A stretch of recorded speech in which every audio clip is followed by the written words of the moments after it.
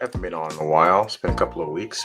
Had some technical difficulties and some staffing issues, staffing challenges with people being out for training and other things. And so we haven't quite been on um, the last few weeks providing an update. So today we're going to give a brief update for the community on COVID. Looks like the only person we have on today is myself and Daryl Martinez. And so, unless anyone else is going to join us, I'm just going to go ahead and provide the current update for the Pueblo. So, we're going to talk a little bit about the community COVID-19 update, what our numbers are, or where we kind of sit regarding how many cases we've had in the last couple of weeks. And to also talk about the state of New Mexico's information on COVID-19, as well as an update on the 2 vaccination clinics that we had over the last several weeks to try to get the community vaccinated and boosted with the most recent version of the vaccine. And so we are also usually provide a department update, but most of the department is out, so we're going to probably not have a department update, but we will have a COVID update. So just to cover our current numbers, we have 3 active cases in the community. We have had 1 member of the community that was hospitalized as a result of COVID. So that is something that is noteworthy.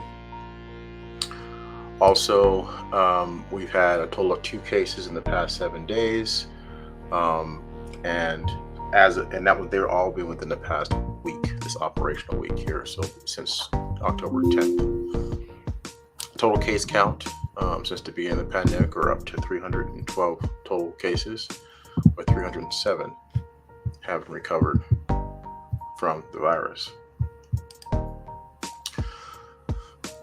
State of New Mexico they have a little bit of a different report, the way that they are reporting their information on COVID. They're not just providing a daily case count report, they're also providing something that gives some summaries for the week. And just looking at this past week, this was the most recently updated yesterday. There have been 91 people hospitalized and 5 on ventilators and 10 deaths. So just looking at those 3 statistics or those 3 numbers, that just basically tells us that there is still a risk from this virus, creating some challenges for people who are either at high risk, or there are some reasons why they are either being hospitalized or they are dying from the virus. So it is something that we need to pay attention to. So just looking at the bottom numbers, the weekly numbers, in the past 7 days, there have been 73 people that have been admitted into the hospital in the state of New Mexico because of COVID. 7 of those individuals, on average, are having to be on a mechanical ventilator. In the past 28 days, which is the last 4 operational weeks, we in the state of New Mexico have had 20 deaths from COVID in the state of New Mexico, which is it's still a pretty high number, even though it's not as significant as it was in the beginning of the pandemic. 20 deaths in a month from COVID is still something to be mindful of. And in the past 7 days, there have been 1,604 new cases of COVID in the state of New Mexico. So I wanted to make sure we covered that information, make sure people are aware. As you can see in the statewide dashboard, there are counties that are no longer in the red, so they are not demonstrating high levels of community transmission from the virus. So that's the yellow counties and the blue county up in the right-hand corner. But unfortunately, this county of Santa Fe is still considered a high transmission rate county, which is where we are. and so is Rio Arriba County, which is right next door. For our vaccination clinics that we had September 15th and October 1st, we vaccinated a total of 189 people, or provided 189 doses of the vaccine, 112 on September 15th and 77 on October 1st. So that is a really good turnout, considering when we had vaccination clinics before, we weren't getting very many people coming in and get vaccinated. I think this new Omicron specific booster shot has provided people with a little bit more comfort with the booster, and knowing that they're going to get some added protection against the current variant that is circulating in the state of New Mexico. So just as a recap, we had the Department of Health here, and they provided vaccinations for everyone from age 6 months and older. And that included the primary series, which is that first and second shot if you've never gotten the vaccine before. And they also were providing the booster shots for everybody over the age of 12, the Omicron specific booster shot. And they also provided the previous booster shot for the people between the ages of 5 and 11. The 6 months to 4-year-olds were not eligible for a booster, just for the original vaccine. So with those categories being authorized to get vaccinations, we were able to provide these two opportunities for individuals to get vaccinated. And as you can see, we got a pretty decent turnout. So there has been, I wanted to talk a little bit about what has been reported to us from the schools, both Santa Fe Indian School and the Milwaukee Valley School District. There have been a few outbreaks, and when we talk about outbreaks, that means there's more than 5 or 10 cases at one given time that are being reported. And Santa Fe Indian School had a couple of dozen cases that included students and teachers.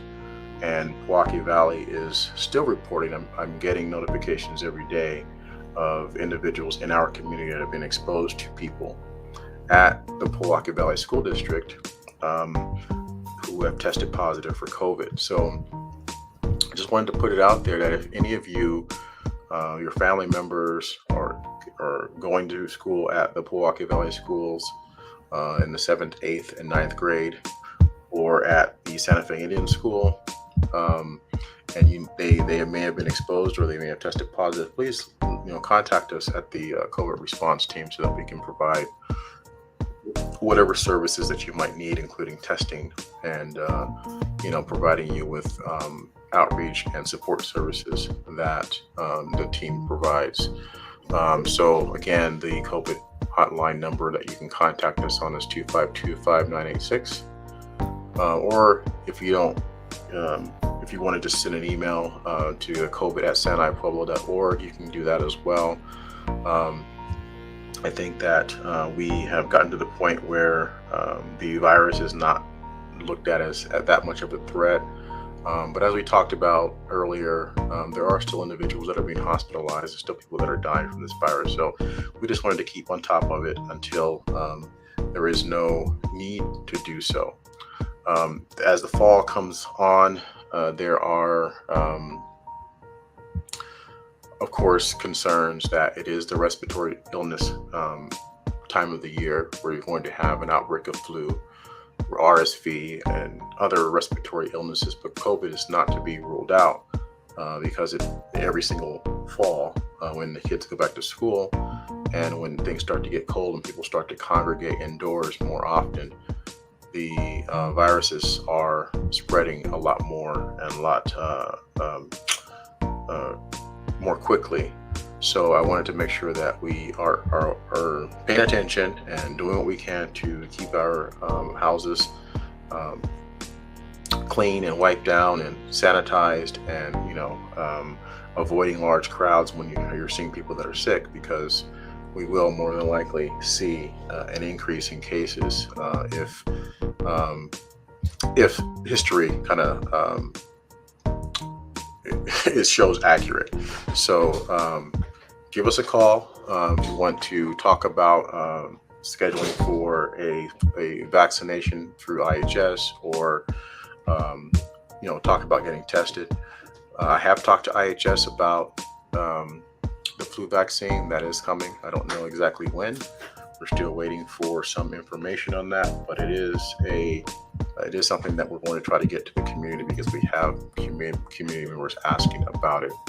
So again, that is our COVID-19 update for the community, and I'm going to give opportunities for the rest of the team, if they have any, to provide any information or updates for the community that might be important.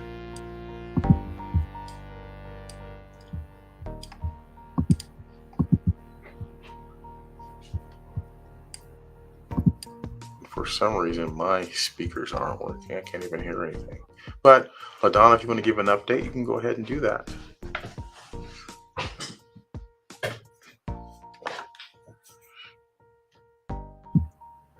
Can you hear me?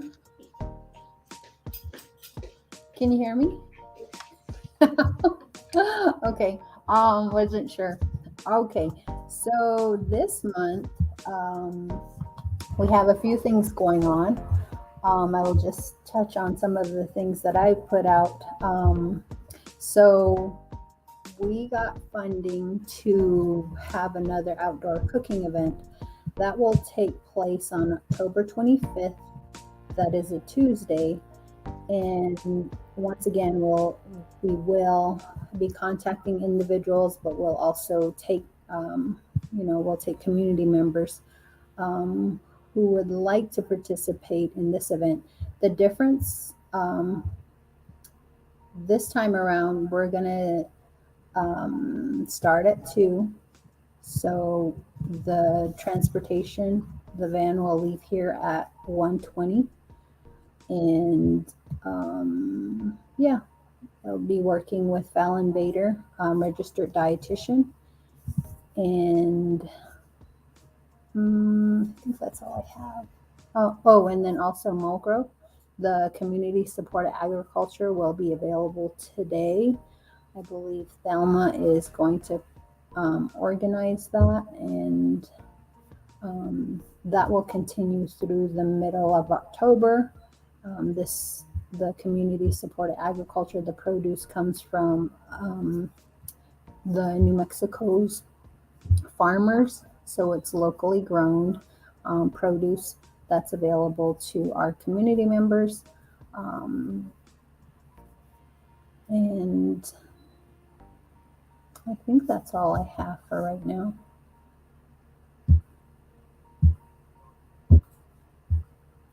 Yeah, that's all I have.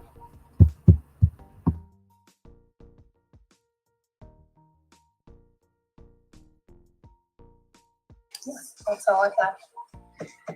Thanks, LaDonna. You have anything, Darylyn?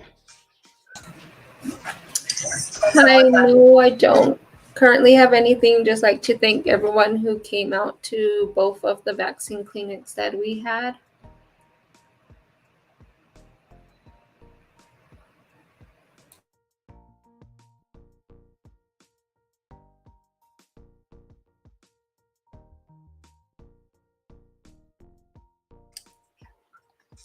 Yeah, I think it was a good experience that we had with the community, and being able to get folks protected, and making it making us safer by preparing us for what we expect to be the normal respiratory illness season, which is going to be coming this fall as things start to get cooler. It is already getting cold, because I had to turn my heater on at home. I didn't expect that this early, but it's on. And also, I I didn't expect to get that many people to come out, but I think it made a difference when people were contacting their family members and their friends and calling more people to come out and get vaccinated, and being that it was available to not just tribal community members that were native, but also non-native folks, that made it even a better experience because we were vaccinating the totality of the community, not just those who were beneficiaries of IHS, for example, which provides a little bit extra protection because those non-native community members, spouses, children, were also able to get vaccinated in this event. So I think it turned out pretty well. So I think the team, the COVID response team, did a really good job of getting folks signed up and contacted, and got them set up and prepared to come to the clinic. And I think that also made a difference because of their efforts. So I'd like to thank the team for all of the work that they did to make sure that these two clinics were successful. So with that being said, I don't have anything else. If you don't have any final statements or input, Ladon and Darylyn, um, we Actually, can probably I shut it do. down. I just wanted to thank everyone, since we're talking about previous events. We had the whole wheat specialty bread making class that took place last week. It was, I found it very enjoyable to be able to demonstrate and really enjoy what I like to do. I like cooking. I like working with individuals. But hopefully, my goal was to influence individuals, the participants, to try using whole wheat products. And so that in itself was very gratifying to see everyone kind of enjoying themselves and also kind of learning about whole wheat. I'm hoping that maybe if you could give me feedback for those of you watching, what kind of classes are you interested in? Um, that's my curiosity. I'd like to know what are your interests, what are you looking for, but really looking from a nutrition perspective.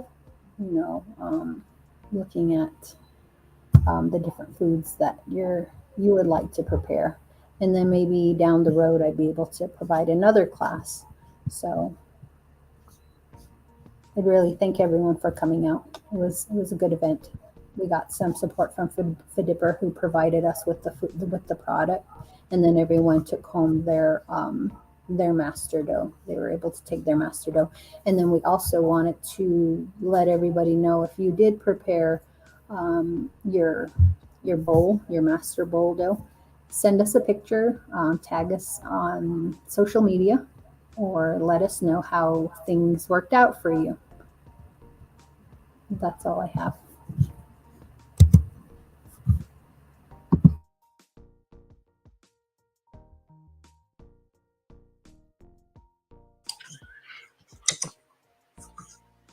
Thank you, Ladon. And that's all I have as well.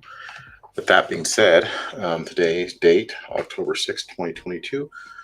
Thank you all, for those of you who joined us live, for attending. And for those of you who are going to watch this at a later time, if you have questions or comments that you want to put in the chat box, feel free to do so, whether it's on Facebook or YouTube. And we will get back to you as soon as we get them. So thank you very much. And the rest of you all, have a nice day.